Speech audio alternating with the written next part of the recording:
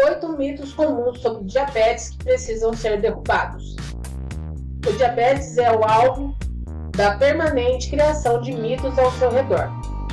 Sempre tem alguém com uma fórmula mágica para ajudar no tratamento. Via de regra, nada comprovado cientificamente.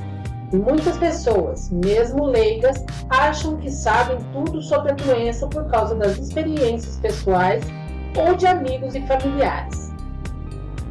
Na opinião do endocrinologista Rodrigo Moreira, membro da Diretoria Nacional da Sociedade Brasileira de Endocrinologia e Metabologia, SBEM, isso ocorre porque o diabetes é uma doença de alta prevalência entre a população. A endocrinologista Tatiana Milner concorda e complementa. Por ser uma doença extremamente complexa, que envolve genética, estilo de vida, alimentação e prática de atividades físicas, o diabetes é assunto recorrente entre as pessoas. E tudo que levanta muito assunto acaba criando inverdades.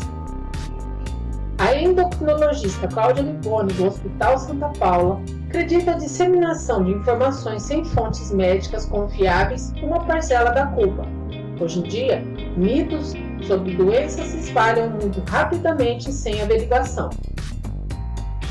Levantamos os 8 mitos mais comuns sobre diabetes com os especialistas, que esclarecem porque não se tratam de verdades e como os pacientes com diabetes devem lidar com cada situação. Pacientes com diabetes não podem doar sangue. A doação é permitida, desde que o diabetes esteja compensado, afirma Cláudia. De toda forma, sempre é bom checar com o médico de rotina se está tudo ok e se ele libera o paciente. Tatiana lembra que, além disso, o diabetes não é uma doença infecciosa ou contagiosa, portanto, não há nenhuma restrição para a doação de sangue nesse sentido. Nenhum doce é permitido aos pacientes com diabetes. Todos os doces diet com zero açúcar são permitidos ao paciente com diabetes. Bolos, docinhos, pudim, gelatinas, tortas e outros. Mas os doces diet têm muita gordura, para compensar no sabor e a falta do açúcar.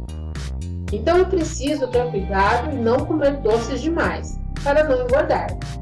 O controle do sobrepeso e da obesidade estão diretamente ligados ao controle do diabetes, alerta Tatiana. Rodrigo diz que para os pacientes com diabetes muito bem controlado, um docinho não diet não faz tanto mal assim. Mas só um, e só muito de vez em quando. O ideal é recorrer aos produtos diet em quantidade moderada quando quiser comer um doce. É arriscado praticar esportes quando se tem diabetes.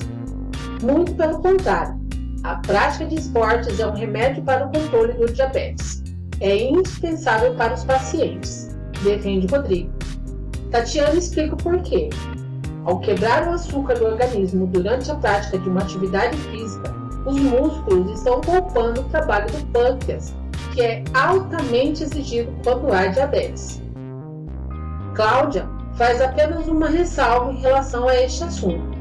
Pacientes com diabetes têm uma tendência maior de desenvolver problemas cardiovasculares. Nesse caso, é importante ter a liberação de um cardiologista para a prática de esportes e para a indicação de quais exercícios são mais seguros. Para a mulher com diabetes, engravidar é um alto risco.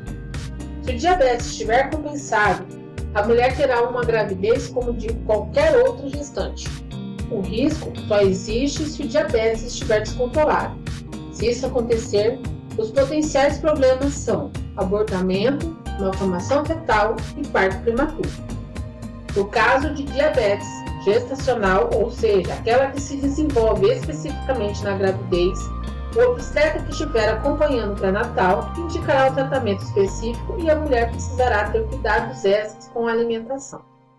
Abordaremos sobre esse assunto com mais detalhes em outro vídeo nesse mesmo canal. Procure aqui.